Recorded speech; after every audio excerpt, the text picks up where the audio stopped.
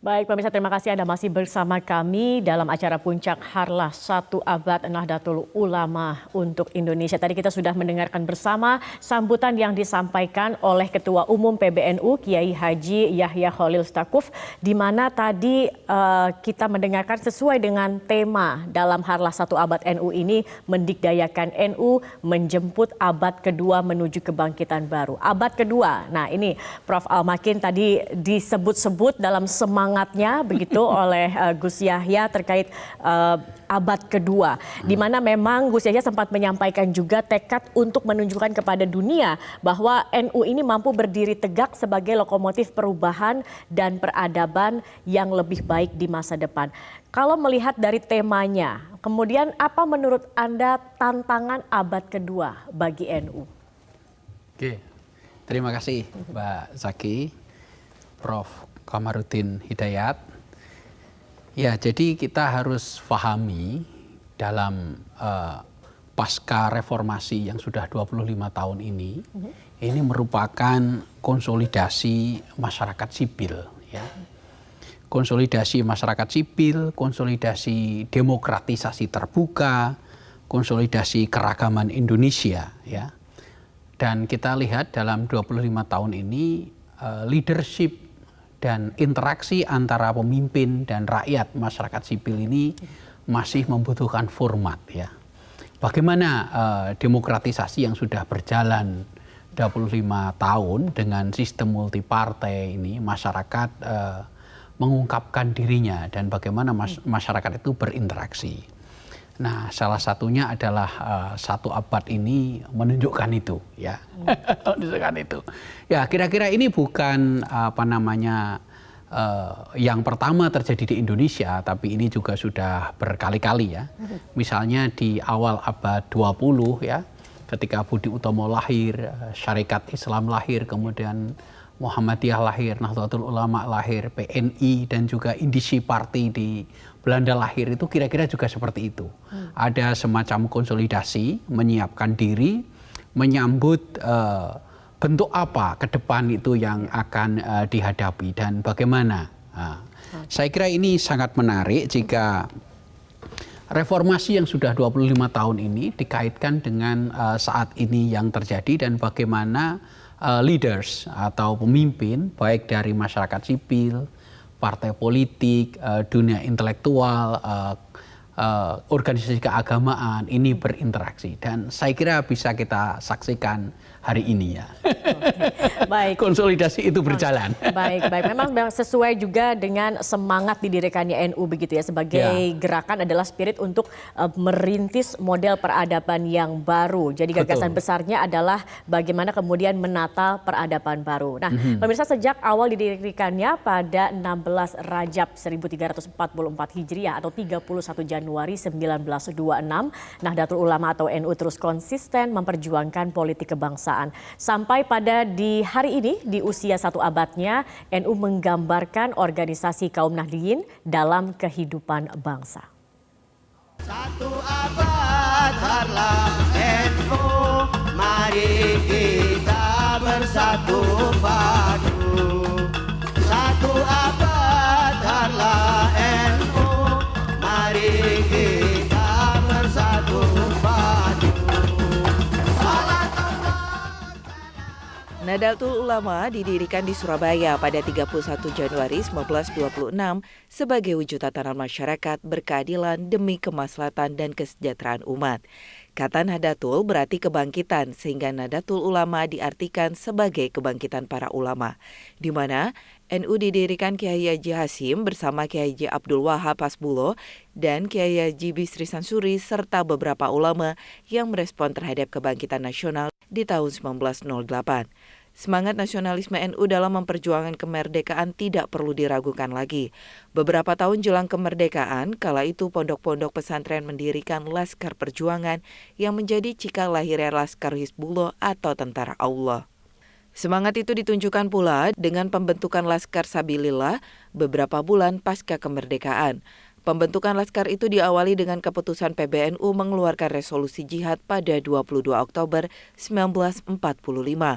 Melalui resolusi jihad, Hasyim Asy'ari menyerukan berperang dan melawan penjajah adalah fardu ain bagi seluruh muslim tanpa terkecuali. Sejarah juga mencatat, NU pernah terlibat dalam politik praktis di awal kemerdekaan. NU membentuk Majelis Syuro Muslimin Indonesia atau Masyumi bersama dengan organisasi Islam lainnya.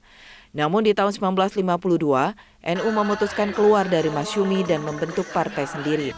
Pada pemilu 1955, Partai NU berhasil menduduki peringkat ketiga dengan mengantongi 69,5 juta atau 18,41% suara sah nasional. Di tahun 1973, pemerintah Orde Baru memutuskan Partai NU digabungkan dengan partai-partai Islam lainnya hingga terbentuk Partai Persatuan Pembangunan atau P3. 10 tahun kemudian, NU menarik diri dari politik praktis dan kembali ke kitahnya 1926. Di tahun 1983, Abdurrahman Wahid atau Gus Dur berhasil menyusun rumusan menghidupkan kembali Kitah NU 1926, yakni mengembalikan NU sebagai organisasi kemasyarakatan. Gerakan kembali ke Kitah 1926 digaungkan Kiai Haji Yahya Khalil Stakuf, Ketua Umum PBNU terpilih. Gus Yahya menginginkan NU tidak kemana-mana, namun bisa berada di mana-mana. Tim Liputan, Metro TV.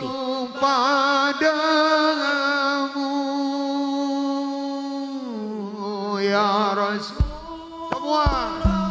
Baik, kita akan kembali berbincang, Prof. Komarudin. Tadi kita sudah mendengarkan begitu ya apa yang disampaikan sambutan oleh Gus Yahya terkait dengan abad kedua. Kalau Anda melihat dari semangat, visi, nilai, pemikiran dan komitmen, kita tahu NU pada masanya juga dulu visioner begitu ya, jauh ke depan apa yang kemudian menjadi tujuan, pikiran dan gagasannya. Tetapi untuk saat ini apakah sudah cukup bagi NU untuk menanti adanya tantangan di abad kedua ini?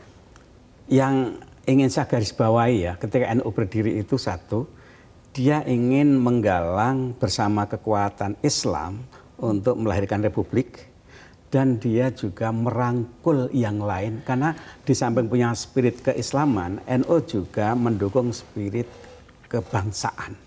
Ini penting sekali digarisbawahi, sehingga isu keislaman, kebangsaan, kenegaraan di NU itu tidak diperhadapkan. Makanya NU ini berdiri di depan untuk menangkis kalau ada kekuatan-kekuatan radikal ingin mengganti ideologi negara. Nah, berikutnya lagi NU bandingkan dengan Ikhwanul Muslimin di Mesir yang karena dia ingin melawan negara, ngambil negara, mati sekarang dia, kan dibubarkan. Nah, NU kan tidak. Nah, ini bagi saya NU ini satu aset bagi Islam, aset bagi bangsa, bagi negara. Ke depan itu bagaimana NU mengembangkan pendidikan ekonomi agar dia memperkuat civil society dan agar warganya itu lebih mandiri. Kemandirian ekonomi, pendidikan ini bagi saya vital sekali untuk mendukung demokrasi yang sehat dan punya daya pressure secara moral pada negara. Kalau kekuatan mandiri itu kan punya daya pressure secara moral pada politik. Nah, ini penting bagi NU ke depan mengembangkan ini. Oke, menarik. Berarti memang NU ini bersama negara beriringan begitu ya, tidak kemudian memiliki tujuan untuk menguasai. Tetapi beriringan dengan negara pasti tidak mudah begitu ya, untuk bisa menyesuaikan sesuai dengan apa yang menjadi visi misi dan tujuan begitu. Kalau Anda sendiri Pak Makin bagaimana melihatnya? Bagaimana kemudian NU ini bisa tetap relevan, bisa tetap berdampingan dengan negara dan bahkan bisa menopang dan menguatkan apa yang menjadi tujuan dari bangsa ini sendiri?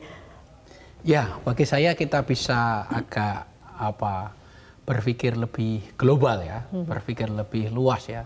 Kita perhatikan gerak sejarah bangsa Indonesia ini ya.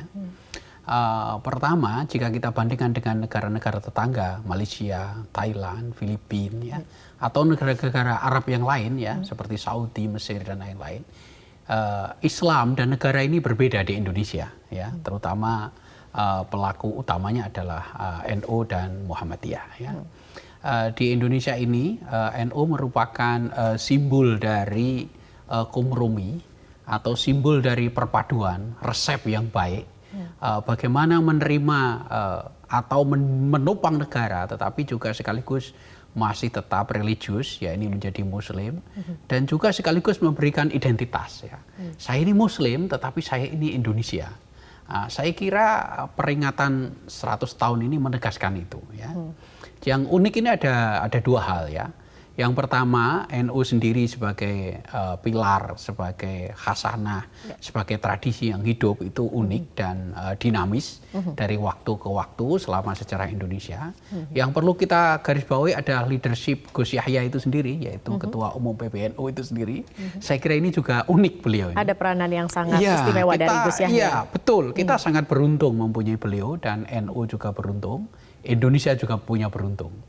Beliau ini leader yang lahir dari bawah ya. Beliau pengalamannya juga panjang bersama Gus Dur, bersama Pak Jokowi ya.